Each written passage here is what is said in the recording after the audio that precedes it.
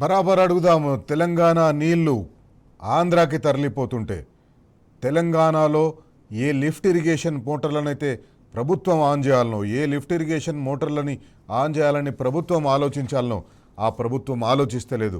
తెలంగాణ రైతుల పక్షాన ఈ ప్రభుత్వం లేదు. ఆంధ్ర రైతుల పక్షాన ఉంది. ఆంధ్రప్రదేశ్ ప్రభుత్వం పక్షాన ఈ తెలంగాణ మంత్రులు ఉన్నట్టుగా కనిపిస్తుంది, తెలంగాణ ప్రభుత్వం ఉన్నట్టుగా కనిపిస్తుంది. తెలంగాణ రైతులను గాలి కొదిలేసి, తెలంగాణని గాలి కొదిలేసి, తెలంగాణలో వ్యవసాయాన్ని గాలి కొదిలేసి ఈ మంత్రులు, ముఖ్యమంత్రి అందరూ కూడా ఆంధ్రప్రదేశ్ ముఖ్యమంత్రి ఏది చెప్తే అది చేస్తున్నారు. ఆంధ్రప్రదేశ్ ప్రయోజనాలే ముఖ్యమన్నట్టుగా తెలంగాణ ప్రాంత మంత్రులు మాట్లాడుతున్నారు. అందుకే ఈరోజు బరాబర్ అడుగుదాం. బీఆర్ఎస్ పార్టీ నాయకులు చిరుమల రాకేష్ కుమార్ గారు మనతో ఉన్నారు. రాకేష్ గారు, మనం చూసినాం పట్టిసీమలో ఆంధ్రప్రదేశ్ రాష్ట్రం పట్టిసీమ పంపుల్ని ఆన్ చేసింది. పట్టిసీమ పంపుల్ని ఆన్ చేసి ఆ నీళ్ళని ప్రకాశం బ్యారేజ్కు పంపించి కృష్ణా డెల్టాని స్థిరీకరణ చేసే ప్రయత్నం చేస్తున్నది. ఒకటేందంటే ఆ మంత్రే చెప్పిండు, నిమ్మల రామానాయుడు గారు ఆంధ్రప్రదేశ్ ఇరిగేషన్ శాఖ మంత్రి, ఆయననే చెప్పిండు పైనుంచి నీళ్ళు వస్తున్నాయి గోదావరివి, అందుకే మేము ఇక్కడ నుంచి పంపు చేసి వీటిని పంపిస్తున్నాం అని చెప్పేసి. మన ముఖ్యమంత్రి ఏమో వర్షాలు లేవు, వరదలు ఎక్కడివి, వరదలు వస్తే మనకు అవసరం ఏముంటుంది ఒడిచిపెట్టుకునేది అని చెప్పేసి మాట్లాడుతున్నాం. గుడ్ ఈవినింగ్ సార్, శైలేష్ గారు మీకు, అదేవిధంగా టీ న్యూస్ ప్రేక్షకులకు. ఫస్ట్ ఆఫ్ ఆల్ మనం చెప్పాల్సింది ఏంటంటే, ఒకటి ఈరోజు అంటే ఉప ముఖ్యమంత్రి గారు మాట్లాడుతూ ముఖ్యమంత్రి గారు మాట్లాడుతూ డ్యామ్కు బ్యారేజీకి కంపేర్ చేస్తున్నారు. ఫస్ట్ వాళ్ళకు కాంగ్రెస్ పార్టీ నాయకులకు తెలియాల్సింది ఏంటంటే, డ్యామ్ డిఫరెంట్, బ్యారేజ్ డిఫరెంట్. అవును, డ్యామ్ అంటేనేమో నదికి అడ్డంగా ఒక గోడ కట్టి గోడ మీద గేట్లు పెడతారు, అది డ్యాము. నది మీద ఓన్లీ గేట్లు పెడితే అది బ్యారేజ్. అవును. ఇప్పుడు బ్యారేజ్లకేంచి మనం నీళ్లు తీసుకుందాం అంటున్నాం. ఇక్కడ ఏంది, యాజ్ పర్ టెక్నికల్ టర్మినాలజీ, ఎందుకంటే నేను ఇరిగేషన్లో గెస్టెడ్ ఆఫీసర్గా పనిచేసా. కేసీఆర్ గారితో ఉద్యమంలో పాల్గొన్నప్పుడు I resign my job. And next వచ్చేసి ఏంటంటే, ఈరోజు ఇరిగేషన్లో I'm doctorate in civil engineering also. కాబట్టి నేను ఏమంటున్నా, MDDL minimum draw down level అని చెప్పేసి ఉంటుంది. ఏదైతే కన్నపల్లి పంపోజ్ ఉందో, కన్నపల్లి పంపోజ్ దగ్గర యాక్చువల్గా మనం ఎక్కడంటే దాని అది గ్రౌండ్ లెవెల్ వచ్చేసి 90 సీ లెవెల్ తోటి 93 మీటర్స్. బట్ మనం డ్రా డౌన్ లెవెల్ వచ్చేసి 94 మీటర్స్ దగ్గర మనం డ్రా డౌన్ చేసుకోవచ్చు. అంటే నీళ్లు 94 మీటర్స్ లెవెల్లో ఉన్నప్పుడు మనం పంపు చేసుకోవచ్చు. గోదావరి బెడ్ మీద మీటర్ లెవెల్లో నీళ్లు ఉన్నప్పుడు మనం నీళ్ళు తీసుకోవచ్చు దాంట్లోకి, పంపోజ్లకి. ఇప్పుడు అక్కడ ఎంత పోతుంది, 97 పోతుంది. అంటే 94 మీటర్ల హైట్లో వాటర్ పోతున్నాయి. అంటే ఏం తక్కువ, ఒక 1.5 ఫ్లోర్ హైట్లో వాటర్ పోతున్నాయి అక్కడ. ఆ 1.5 ఫ్లోర్ హైట్లో వాటర్ పోతున్నప్పుడు అంటే మీకు జనరల్గా చెప్పాలంటే ఒక 15 ఫీట్ల హైట్లో నీళ్ళు పోతున్నాయి. ఆ 15 ఫీట్ల హైట్లో నీళ్ళు పోయినప్పుడు నువ్వు ఏ గేట్ వేయనీకి అవసరం లేదు. బ్యారేజ్ గేట్ ముయ్యకుండా డైరెక్ట్ మోటార్ ఆన్ చేస్తే పంపోజ్ నుంచి, కన్నపల్లి పంపోజ్ నుంచి నీళ్ళు ఎత్తిపోసుకోవచ్చు. నెంబర్ 1. సరే, ఇక్కడ నీళ్ళు మరి అది మేము ఎట్లా ఎత్తిపోయాలి, అసలు వాననే లేదు, నీళ్ళే వస్తలేవు, ఏం చేయాలని ముఖ్యమంత్రి అన్నాడు. మరి అన్నప్పుడు నేనేమంటున్నాను, మరి దేవాదుల కాడ పంపులు నడుస్తాను కదా సార్, ఇక్కడ బ్యారేజ్ ఖరాబ్ అయిందని చెప్తాను. ఒక చిన్నది, ముఖ్యమంత్రి రేవంత్ రెడ్డి గారి మాట్లాడిన బయట చాలా క్లియర్గా అంటే మనకు ఒకటి అర్థమవుతుంది. ఆయన చెప్పింది చాలామంది వేరే రకంగా అర్థం చేసుకున్నారు. వాననే లేదు, నీళ్ళే లేవు, ఏడికెళ్ళి ఎత్తిపోయాలే అంటాడు. సెకండ్ పాయింట్, అసలు వరద వస్తే ఎత్తిపోసే అవసరం ఏముందంటాడు. అంటే ఆయనకి ఎత్తిపోసే ఉద్దేశం లేదు, ఉద్దేశం లేకనే ఈ మాటలు మాట్లాడుతున్నాడు. ఫస్ట్ ఆఫ్ ఆల్ ఆయనకు దేవాదుల ఏ క్యాచ్మెంట్ ఏరియాలో ఉన్నది కూడా తెలియదు. ఇక్కడ ఇంకొక విషయం ఏంటంటే, నేనేమంటున్నా అంటే, ఒకటి దేవాదుల ఏ క్యాచ్మెంట్ ఉన్నది అనేది ఒక అంశం అయితే, అది గోదావరి క్యాచ్మెంట్ అన్న విషయం కూడా తెలియదు. దేవాదుల పంపులు నడుస్తున్నాయి, ఎక్కడ నడుస్తున్నాయి కూడా తెలియదు. అండ్ ఇంకొక మాట ఏంటంటే, ఆయన కంప్లీట్గా వాన లేదు అంటే ఎక్కడ లేదు, అప్స్ట్రీమ్ సైడ్లో లేదు, ఏది శ్రీరామ్ సాగర్లో లేదు, ఎల్లంపల్లి కాడ లేదు, లేకపోతే ఆదిలాబాద్లో లేదు. ఈ ప్రాంతంలో మనకు వర్షం లేదు. వర్షం ఉంటే మనకి ఏమైతే ఆటోమేటిక్గా వరద వస్తుంది. అది లేదు కాబట్టి మనం కింద ఎక్కడైతే ప్రాణహితం నుంచి వరద వస్తుందో ఆ వరద నీళ్ళను ఒడిచిపెడదాం అంటున్నాం. ఇప్పుడు సింపుల్గా చెప్తున్నా, కాంగ్రెస్ పార్టీ నాయకులు ఎవరైనా వస్తే రమ్మనుర్రి, నేనేమంటున్నాను ఒక పడవ వేసుకొని పోదాం. నేనేమో నీళ్లు ఉన్నాయంటానా, కాంగ్రెస్ పార్టీ ఏమో నీళ్లు లేవంటారు. ఓ బండ కట్టుకోరు కాంగ్రెస్ వాళ్ళు, నీళ్లు లేకపోతే దానిలో దుంకుర్రి, బతికొచ్చిర్రో నీళ్లు లేవన్నట్టు. నేను దుంకుతా నీళ్లు ఉన్నాయని చెప్తున్నా కదా. నేనేమంటున్నా అంటే, వాళ్ళని బండగట్టే నీళ్ళని నూకేస్తే కానీ మనకు నీళ్ళు దొరకాయి, అసలు సిచ్యువేషన్ ఉంది.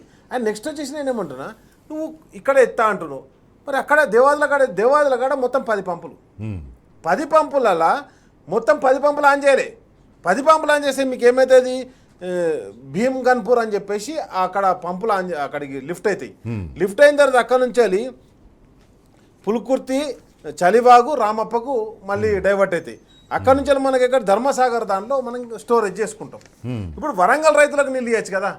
ఇంకొకటి ఏంటంటే ఇప్పుడు మీకు ఒక సెకండ్ బ్యారేజ్ సిస్టమ్ ఇంతకుముందు మీరు టీవీలో చూపించినట్టుగా సీతారామ ప్రాజెక్టు, అక్కడ నుంచి వెళ్ళి సమ్మక్క సరక్క బ్యారేజ్, ఇవన్నీ బ్యారేజ్లే. అక్కడ నుండి వచ్చేసిన తర్వాత మేడిగడ్డ బ్యారేజ్, అక్కడ నుండి పైకి వచ్చిన తర్వాత అన్నారం బ్యారేజ్, సుందిల్లా బ్యారేజ్, దానిపైన Yellampalli barrage, Yellampalli dam. Yellampalli dam దగ్గరికి వచ్చిన తర్వాత అక్కడ నుండి లిఫ్ట్ చేసుకుంటే మనకు మిడ్మానేర్లో పడతాయి, ఎల్ఎండిలో పడతాయి. ఇంకొకటి ఆ పైనుంచి వెళ్ళి తీసుకుంటే రంగనాయక సాగరు, అనంత సాగరు, మల్లన్న సాగరు, కొండపోచమ్మ, ఇట్లా ముందటి నీళ్ళు వస్తాయి. అంటే మొత్తం ఉత్తర తెలంగాణ అంతా అయితే అదే విధంగా ఇది ఎక్కడి దాకా పోతాయి.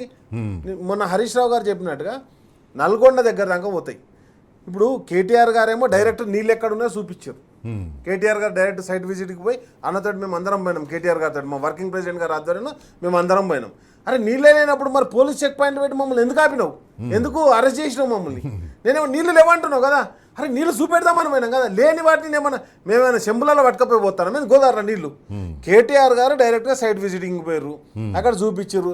నిన్న హరీష్ రావు గారు టెక్నికల్ ప్రజెంటేషన్ ఇచ్చిర్రు, అసలు వాటర్ ఎట్లా డ్రా చేయొచ్చు ఏమున్నది. అరే ఇయ్యబ్బా మేము నువ్వు అన్నావు కదా 3 ఏళ్ళు ఇస్తా అని, 3 ఏళ్ళు కాదు 3 నెలలు నాకు జీతం కూడా వద్దన్నాడు కదా ఆయన. అంటే కాబట్టి నేను ఏమంటున్నా అంటే ఇక్కడ కాంగ్రెస్ వాళ్ళు ఏమంటారంటే మంత్రి పదవి ఇవ్వమని చెప్పేసి నాకు తెలిసి హరీష్ రావు గారు మంత్రి పదవి అడగలేదు. డిపార్ట్ ఇరిగేషన్ అధికారులని వీళ్ళని నాకు అప్పగించండి, నేను అప్పగిస్తే ఎట్లా రావో నీళ్ళు నేను తెచ్చి చూపిస్తా అన్నాడు. ఆయన అది కూడా చెప్పిండు. వీళ్ళేమో మంత్రి పదవి అప్పగిస్తారని మంత్రి పదవి అన్నాడు అయిపోయింది.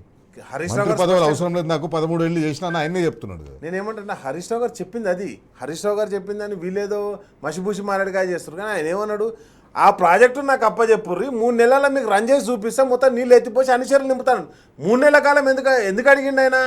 డైలీ 2 TMC లేవటచ్చు దాంట్లోకి. సరే మోటార్ కెపాసిటీ పెంచినప్పుడు 3 TMC వరకు లిఫ్ట్ చేయొచ్చు. ఇప్పుడు మోటార్ కెపాసిటీ కూడా ఇంక్రీజ్ చేసినాం అప్పుడే. 3 TMC లిఫ్ట్ చేస్తే నీకు మొత్తం దగ్గర 150 TMC 146 TMC నింపాలి మనం. 150 TMC డివైడెడ్ బై 3 పెట్టు. అంటే నేనేమంటున్నా అంటే నీకు అన్ని డేస్ టైం పీరియడ్ కావాలంటున్నా. అవును 50 TMC నెలకు. నేనేమంటున్నా నెలకు 50 TMC లిఫ్ట్ చేయడానికి నాకు 3 నెలల టైం ఇయ్యి, నేను మొత్తం అనిచేరు నింపుతా అన్నాడు.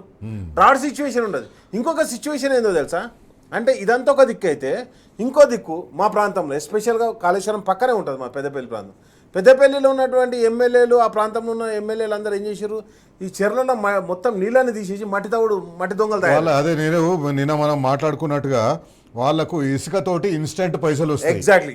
రైతులకు నీళ్ళు ఇస్తే వాళ్ళకి ఏం పైసలు రావు.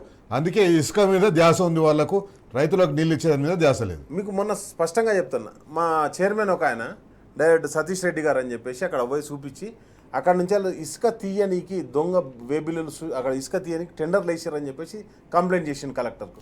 వెంటనే ఆ టెండర్ రద్దు చేశారు. నేనేమంటానంటే నువ్వు ఇసుకనే తీయద్దాను అంతేందుకని మీరు కేటీఆర్ గారు అక్కడ అంటే మా వర్కింగ్ ప్రెసిడెంట్ గారు విజిట్ చేసినప్పుడు విజువల్ ప్లే చేయండి, అక్కడ మొత్తం ఇసుక లారీలు ఉన్నాయి.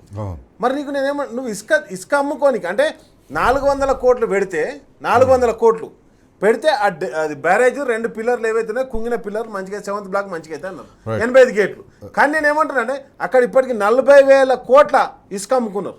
ఇసుక అమ్ముకోనికి అది పెట్టారు, అంతకుమించి ఏం లేదు. ఎక్కడి నుంచి ఇప్పుడు మా ప్రాంతంలో మన ఫోటోలు కూడా చూపించారు హరీష్ రావు గారు. ఏం ఫోటోలు, పెద్దపల్లి పక్క పండి చీకరాయి ఉంటుంది, బొంకు అది ఏది చీకరాయి దగ్గర బ్లాస్ట్ చేస్తే డైరెక్ట్ అక్కడ అవి మొత్తం ట్రాక్టరు కంప్రెషరు అవన్నీ కూడా పట్టుబడ్డాయి. ఇంతవరకు కేసు బుక్ కాలే. దాని కిందికి పోయిన తర్వాత మన హుజురాబాద్ పెద్దపల్లి మధ్యలో ఒక అంటే మానేరు రివర్ మీద ఇంకో చెక్ డ్యామ్ ఉంటుంది, దాన్ని కౌశిక్ రెడ్డి గారి మీద కేసు కూడా పెట్టారు. అప్పుడు అక్కడ కూడా దాన్ని బ్లాక్ చేశారు. ఎప్పుడు కానీ కూలితే వాటర్ సైడ్ కూలాలి, అపోజిషన్ సైడ్లో కూలిందంటే దాని మీనింగ్ ఏంది, అక్కడ బ్లాస్టింగ్ పెట్టినట్టు. ఇదంతా కూడా ఇసుక మాఫియా. ఈడున్నది ఏం లేదండి, కాంగ్రెస్ పార్టీ అంటే ల్యాండ్ మాఫియా, ఇసుక మాఫియా. మనం చూసినాం కదా, మన SBI బ్యాంకుది జాగాలు అమ్ముకున్నారు.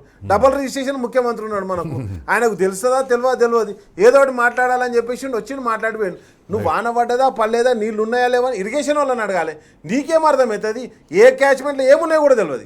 రాకేష్ గారు, తెలంగాణ విశ్రాంత ఇంజనీర్లు, తెలంగాణ రిటైర్డ్ ఇంజనీర్లు ఒక ప్రెస్ నోట్ రిలీజ్ చేసిన తెలంగాణ ప్రస్తుత పరిస్థితుల్లో మేడిగడ్డ, అన్నారం, సుందిల లిఫ్ట్ల వినియోగం ప్రణాళిక అని వాళ్ళు ఒక ప్రశ్న రిలీజ్ చేసిండ్రు. వాళ్ళు ఏం చెప్తున్నారంటే ఎవరు వాళ్ళ దాంట్లో ఉన్నది ముఖ్యంగా సంతకం పెట్టింది, ఆ ప్రెస్ నోట్లో సంతకం పెట్టింది జి దామోదర్ రెడ్డి గౌరవాధ్యక్షులు, తర్వాత ఎం శ్యామ్ ప్రసాద్ రెడ్డి అధ్యక్షులు, ఈయన సీనియర్ ఇంజనీర్, ప్రధాన కార్యదర్శి Tanneeru Venkatesham, associate president D Sambaiah. వీళ్ళు ఒక ప్రెస్ రిలీజ్ చేసిండ్రు. తెలంగాణ రైతులు మీరందరూ చూడాలి, తెలంగాణలో ఇంజనీర్లు చెప్తున్నారు, తెలంగాణలో సాగురీటనంగా నిపుణులు చెప్తున్నారు, అయినా ఈ ప్రభుత్వానికి సోయలేదు. వాళ్ళు ఏమంటారంటే మేడిగడ్డ అన్నారం సుందిల లిఫ్ట్ల వ్యవస్థను వినియోగించుకోవడం తెలంగాణకు అత్యంత ఆవశ్యకం. ఎల్ నినో వర్షాభావ పరిస్థితుల నేపథ్యంలో తెలంగాణ ప్రభుత్వానికి వాళ్ళు కీలకమైన సజెషన్స్ చేసిండ్రు, కీలకమైన సూచనలు చేసిండ్రు. వాళ్ళు ఏమంటారంటే జూలై ప్రారంభానికి తెలంగాణ జలాశయాల నిల్వ సాధారణ స్థాయి కంటే 46%, అంటే సగం ఉన్నాయి, ఎంత ఉండాలో అంత, దాంట్లో సగం నీళ్ళే ఉన్నాయి మన జలాశయాల్లో, మన రిజర్వాయర్లలో నీళ్లు. దానికోసం వాళ్ళు ఏం చెప్పిందంటే నీటి కొరత ఉన్నప్పటికీ ప్రాణహిత గోదావరిలో మనం వినియోగించుకునే వరద ప్రవాహం అందుబాటులో ఉంది. ప్రాణహిత గోదావరి ఈ రెండు కలిసిన తర్వాత ఎక్కడైతే గోదావరి బారుతుందో దాని తర్వాత మనకు ఎత్తిపోసుకునే నీళ్లు మనకు అందుబాటులో ఉన్నాయి. ఎల్ నినో సంక్షోభ నేపథ్యంలో పంటలను రైతులు కాపాడటానికి కన్నేపల్లి, అన్నారం, సుందిల్లా పంపింగ్ స్టేషన్లను వెంటనే ఆపరేషన్లోకి తేవాలని చెప్పేసి వాళ్ళు ఒక లేఖ రాసిండ్రు, వాళ్ళు ఒక ప్రెస్ రిలీజ్ చేసిండ్రు. మేడిగడ్డ జలాశయ కనిష్ట డ్రాడౌన్ స్థాయి 93.5 మీటర్లు ఉంటే ప్రస్తుతం అక్కడ నీరు 97.5 మీటర్ల దగ్గర పోతుంది, 97.5 మీటర్ల ఎత్తులో పోతుంది, అంటే దాదాపు 4 మీటర్ల ఎత్తులో పోతుంది. 4 మీటర్లు అంటే 18 ఫీట్లు, 16 ఫీట్లు, 16 ఫీట్ల ఎత్తులో నీళ్లు పోతున్నా కూడా మన ప్రభుత్వానికి సోయలేదు. ఆ నీళ్ళని డ్రా చేసుకుందామని, ఆ నీళ్ళను వాడుకుందామని ఈ హెడ్ ఆధారంగా కన్నేపల్లి పంప్ హౌస్లో రోజుకు 3 TMC వరకు నీటిని లిఫ్ట్ చేసే సామర్థ్యం కలిగి ఉందని చెప్పి వాళ్ళు చెప్తున్నారు. అట్లాగే అన్నారం సుందిల్ల నిల్వ స్థాయిలు నీరు సాఫీగా వెళ్ళడానికి అన్నారం బ్యారేజీ 116 మీటర్లు 5.1 TMC, సుందిల్ల బ్యారేజీ 126.5 మీటర్లు 3.7 TMC MDDL స్థాయి వద్ద నిల్వ చేయాలి. గతంలో ప్రాణహిత వరద ప్రవాహం 10 లక్షల క్యూసెక్ల పై స్థాయికి చేరిన రికార్డులు ఉన్నాయి. కాబట్టి సాంకేతిక నియమాలకు లోబడి 8.8 TMC నీటిని లిఫ్ట్ చేసిన గ్రామాల ముంపు కానీ, ఆస్తి కానీ, ప్రాణ నష్టం కానీ జరగదు. మన మంత్రులు మాట్లాడుతుంటే చూస్తున్నాం, భద్రాచలం మునిగిపోతుంది, 40 ఊళ్ళు మునిగిపోతాయి అని చెప్పేసి మాటలు మాట్లాడుతున్నారు. ఏ మాటలైతే మాట్లాడకుండా ఉండి ఏ ధైర్యంగా ఏ పనులైతే ప్రభుత్వం చేయాలో అది చేయకుండా ప్రజలను భయపెట్టించే ప్రయత్నం చేస్తుంది. ఒక తెలంగాణ విశ్రాంత ఇంజనీర్ల సంఘం, తెలంగాణ రిటైర్డ్ ఇంజనీర్స్ అసోసియేషన్ ఈరోజు ఒక ప్రెస్ రిలీజ్ చేసింది. దానికి సంబంధించిన వివరాలు ఇంతకుముందే మీకు చెప్పిన రాకేష్ గారు, మీరు కూడా ఆ సంఘంలో పనిచేసి ఉన్నారు, మీరు చెప్పండి. వాళ్ళు చెప్పినవే ఇంతకుముందు కూడా మీరు చెప్పినారు, కానీ ఇక్కడ ఈ నీటి కొరత ఎట్లయితే తెలంగాణలో ఉందో దాన్ని ఇంత విశ్రాంత ఇంజనీర్లు వీళ్ళు చెప్పినా కూడా ప్రభుత్వం ఎందుకు పట్టించుకుంటలేదు, ప్రభుత్వం ఎందుకు వింటలేదు? మీకు ఒక మాట చెప్తానండి. వాళ్ళు మా ఇంజనీర్లు అందరూ కూడా తక్కువ రాశారు యాక్చువల్గా. వెంకటేష్ గారు మాకు ప్రెసిడెంట్ ఉండే, మేము జేఏసీగా పనిచేసినప్పుడు. అదేవిధంగా దేశపాండే గారు అని మన ఇరిగేషన్ డిపార్ట్మెంట్లో పనిచేశారు, సార్ కూడా పనిచేశారు, ఓఎస్డీగా ఉండే, ఆయన మాకు గౌరవాధ్యక్షుడిగా ఉండే. ఇక్కడ మేము ఏం చెప్తున్నాం అంటే రీసెంట్గా గోదావరిలో అంటే ఇప్పుడు మీకు CWC వెబ్సైట్లో ఎక్కడ కొట్టినా కానీ వాటర్ ఫ్లో ఎంత ఉన్నది, వాటర్ ఎంత అక్కడ వస్తుంది అనేది స్పష్టంగా కనిపిస్తుంది. ఇంకొక అంశం ఏంటంటే గతంలో 29 లక్షల క్యూసెక్ల వాటర్ వచ్చింది ఆడ, 10 లక్షలుగా 29 లక్షల క్యూసెక్ల వాటర్ వచ్చినా కానీ ఎక్కడ ముంపుకు గురికాలే, గోదావరి ఉధృతంగా ప్రవహించినా కానీ. కాబట్టి నేనేమంటే ఆయన ఇంకొక మాట ఏంటంటే ఇప్పుడు కన్నపల్లి పంప్ హౌస్ గురించి సీఎం గారు అబద్ధాలు చెప్పారని ఎందుకు చెప్తున్నానంటే 15 years ఆ పంప్ హౌస్ల మెయింటెనెన్స్ ఏజెన్సీకి ఇచ్చేయడం జరిగింది.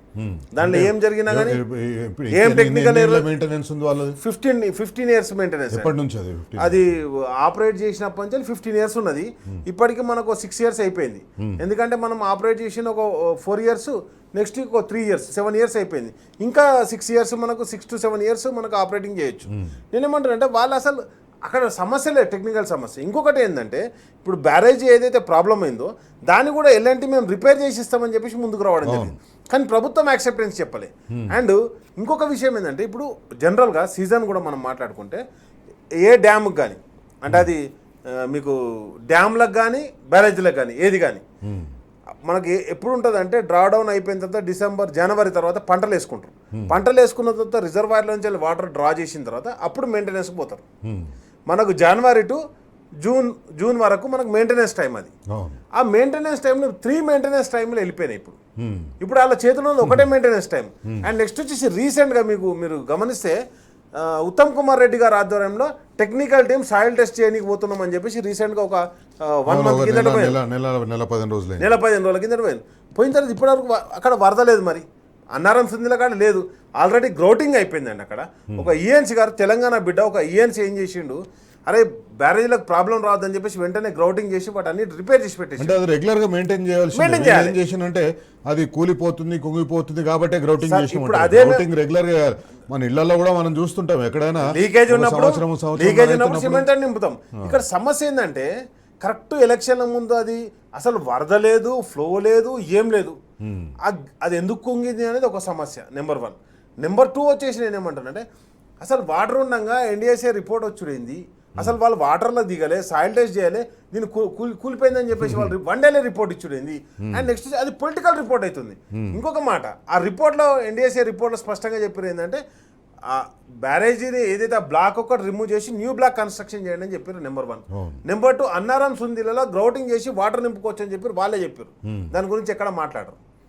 అండ్ నెక్స్ట్ వచ్చేసి ఏంటంటే ఇది ఒకవేళ నింపినాం అనుకో కేసీఆర్కి మంచి పేరు వస్తుందని ఒక ఆలోచన. ఇదొక దిక్కైతే ఇంకొక పెద్ద సమస్య ఎదురు కాబోతుంది. కేసీఆర్కు మంచి పేరు రావడమే కాదు, వీళ్ళు చెప్పిన అబద్ధాలని చెప్పేసి జనాలకు తెలిసిపోతాయి.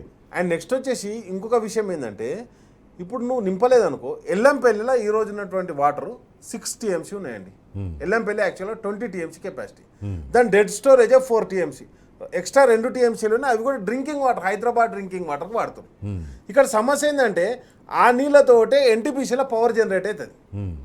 ఒకవేళ ఎల్లంపల్లి ప్రాజెక్టులో ఎన్టీపీసీ షేర్ కూడా ఉంది దాంట్లో. ఒకవేళ ఎల్లంపల్లి ప్రాజెక్టులో వాటర్ లేవనుకోండి, ఎన్టీపీసీలో పవర్ జనరేషన్ కూడా బంద్ అయిపోతుంది. దాంతో ఏమైతే రైతులకు కావాల్సిన ఏంది, నీళ్లు కావాలి, కరెంటు కావాలి, యూరియా కావాలి, మద్దతు ధర కావాలి, కొనేటోళ్ళు కావాలి. అసలు ఫస్టే నీళ్లు పెట్టుబడి సాయం అనేది ఇంకా ప్రభుత్వం ఇచ్చేది. ప్రభుత్వం ఏమి కలిపేయకుండా జస్ట్ రైతు పంట పండించుకోవడానికి పెట్టుబడి సాయం అనేది కేసీఆర్ గారు తీసుకొచ్చారు. అంతకుముందు పెట్టుబడి సాయం లేదు కదా. ఒక రైతు పంట పండియాలంటే కావాల్సిన ఏంది, నీళ్లు కావాలి, కరెంటు కావాలి, యూరియా కావాలి, పండిన ధాన్యాన్ని కొనుగోలు కావాలి. ఇక్కడ అసలు పండిన ధాన్యం కొనుగోలు చేయాలంటే ఫస్ట్ అసలు నీళ్లు కరెంట్ ఇవ్వకపోతే అయిపోతుంది కదా. మీరు అక్కడ దాకా ఎందుకు పోతారు? ఫస్ట్ వానికి సోర్సే కట్ చేసినాం అనుకోండి, వాడు అసలు పంట ఎట్లా అమ్ముకోవాలని రైతన్న ఇప్పుడు నాకున్న భూమి నేను పంట అమ్ముకోవాలంటే నాకు అవసరం లేదు కదా. ఇక నాకు పంటనే వాడినప్పుడు బీడు పెడతా, పడవ పెడతా. ఈసారి మీరు చూడండి మ్యాక్సిమం పడవ పెట్టారు, ఎందుకంటే వానలు పడతలేవు. తుకం పోసుకున్నారు జనరల్గా, ఫస్ట్ కాలం రాగానే తుకం పోసుకుంటారు. రోహిణి కార్తీ పోగానే జర మృగశిర రాగానే మనం ఏం చేస్తామంటే తుకం పోస్తాం. తుకం అంటే వడ్లు అలికి వాటి మొలకలు వెళ్తే నారు పోసుకుంటాం.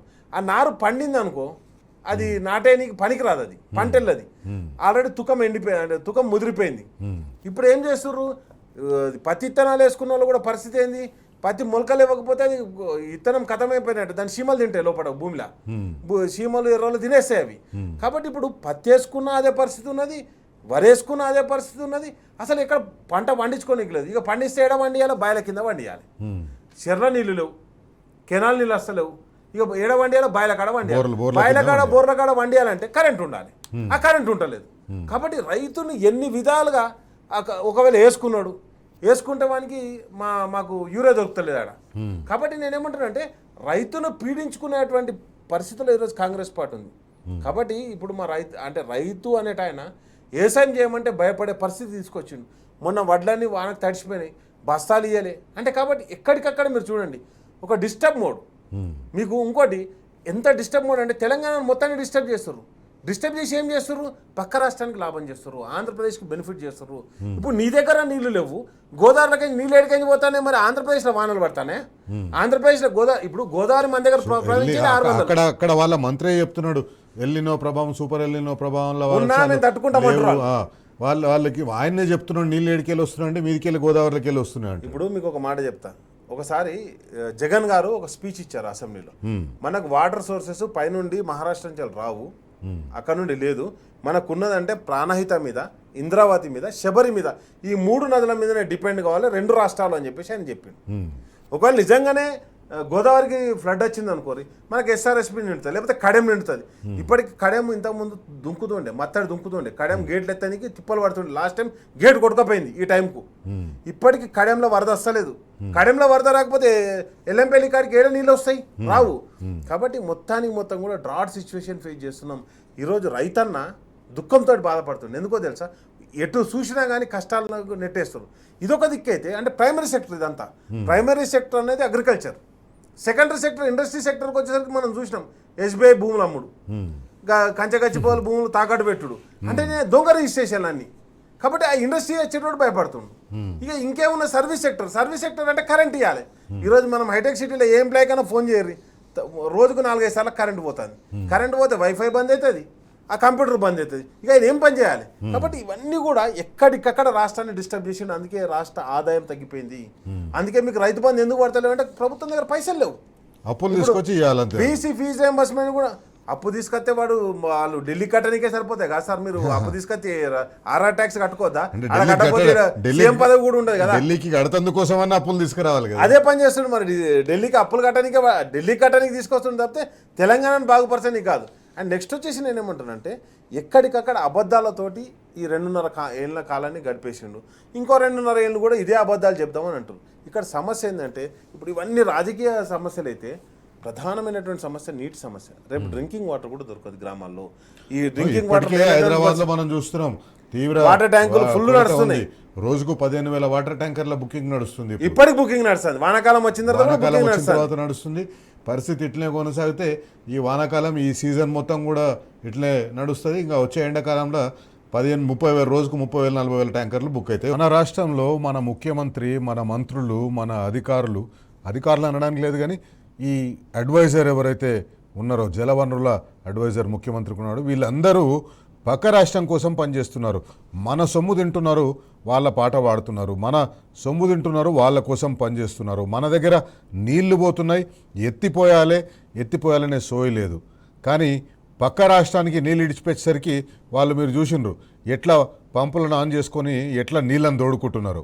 ఇది మన రాష్ట్ర పరిపాలకుల పరిస్థితి, మన రాష్ట్రంలో కాంగ్రెస్ పార్టీ పరిపాలన పరిస్థితి. మన మంత్రులేమో పంప్ హౌజ్ల దిక్కు చూడరు, పంప్ హౌజ్లు ఆన్ చేయాలని మాట్లాడరు, పంప్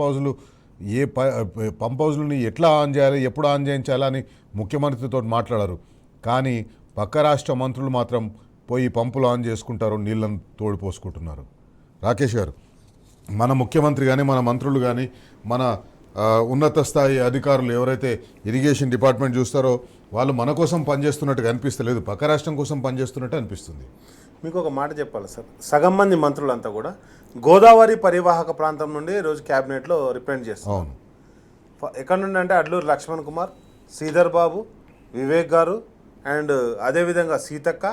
ఇక్కడికి వచ్చేసరికి మన ఎవరు ముగ్గురు మంత్రులు, బట్టి గారు, పొంగులేటి గారు, మన ఈయన శ్రీనివాస్ రెడ్డి గారు, తుమ్మల నాగేశ్వర. ఇంతమంది సగం క్యాబినెట్ రిప్రజెంటింగ్ ఫ్రమ్ గోదావరి రిబ్రెడ్.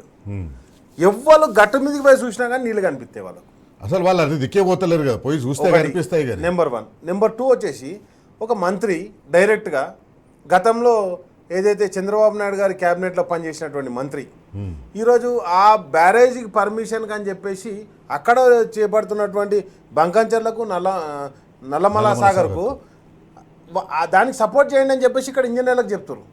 నేనేమంటానంటే ఇప్పుడు మనం అడుగుతున్నది ఏంది, ఇప్పటి వరకు 2.5 yearsలో ఒక్క ఇరిగేషన్ ప్రాజెక్ట్ అన్న మొదలు పెట్టిర్రా వీళ్ళు?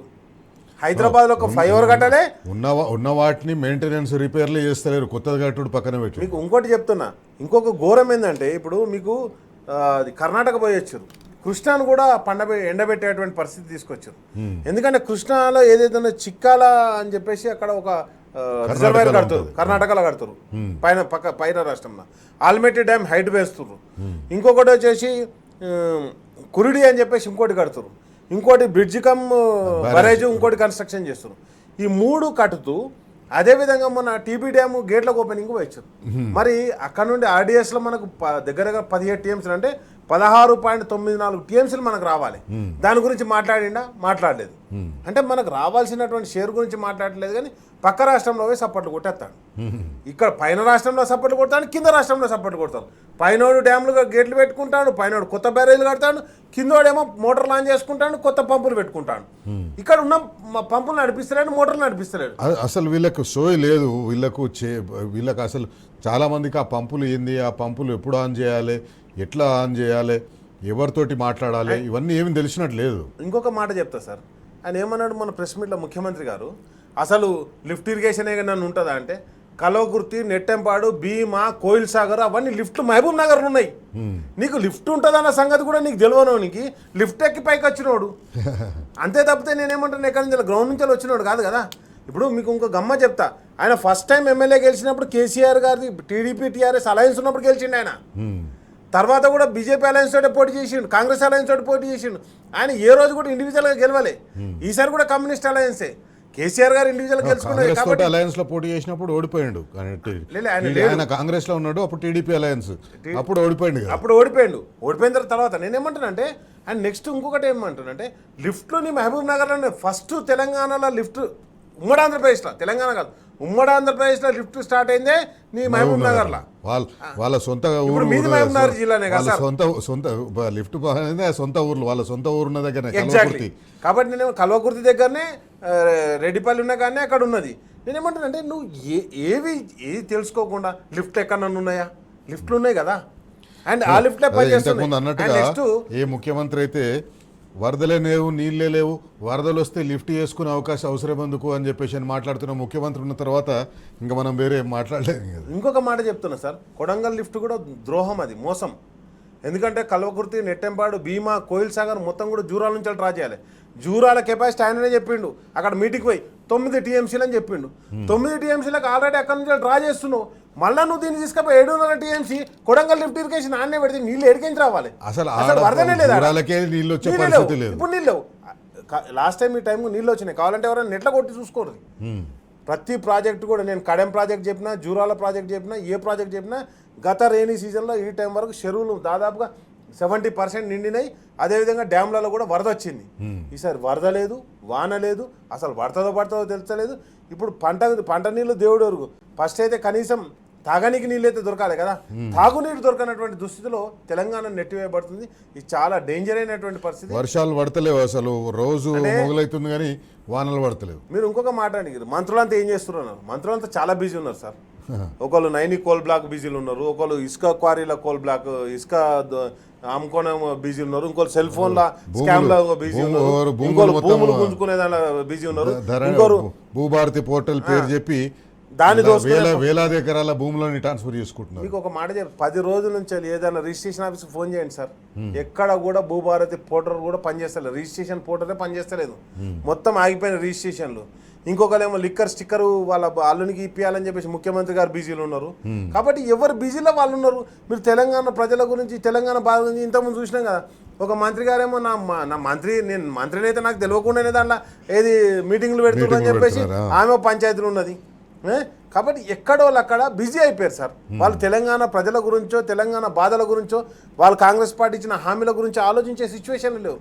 కానీ కేసీఆర్ గారు ఉన్నప్పుడు నిరంతరం ఆయన ఏం ఆలోచిస్తుండే, ఈ తెలంగాణ ప్రజలకు ఏమంది ఇవ్వాలి, దేశంలో ప్రపంచంలో లేనటువంటి స్కీములు పెట్టి తెలంగాణను ముందు బాటలు నడిపించింది కేసీఆర్ గారు సార్. రైతు బంధు పెట్టిండు, కాళేశ్వరం ప్రాజెక్టు కట్టిండు, మిషన్ కాకతీయ చేపట్టిండు, మిషన్ భాగీరథ చేపట్టిండు. ప్రతి ఒక్కటి ఆయన స్కీములు కనీసం పెట్టిన వాడిని ఆటో మోడ్లో ఆపరేట్ చేయడానికి వస్తలేదు వీళ్ళకు.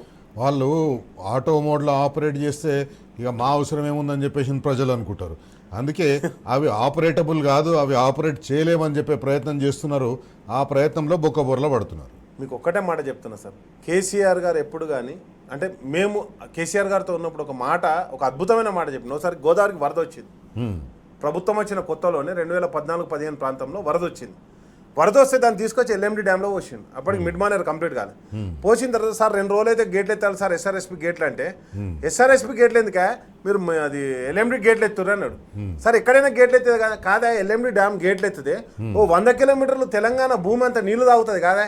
మనం మొత్తం ఏదైతే చెర్లలో మత్తడి దుంకాలి, చెర్లకు వదిలిపెట్టరు కెనాళ్ళు, ఎక్కడికక్కడ భూమి నీళ్లు తాగాలి, భూమి దూపతోటి ఉన్నది అని చెప్పేసి అంటే గ్రౌండ్ వాటర్ లెవెల్ పెరగాలని చెప్పేసి అనేది ఒక గ్రౌండ్ వాటర్ లెవెల్ పెంచడానికి కూడా కేసీఆర్ గారు ఒక అద్భుతమైనటువంటి ప్రణాళికబద్ధంగా ముందుకు పోయారు.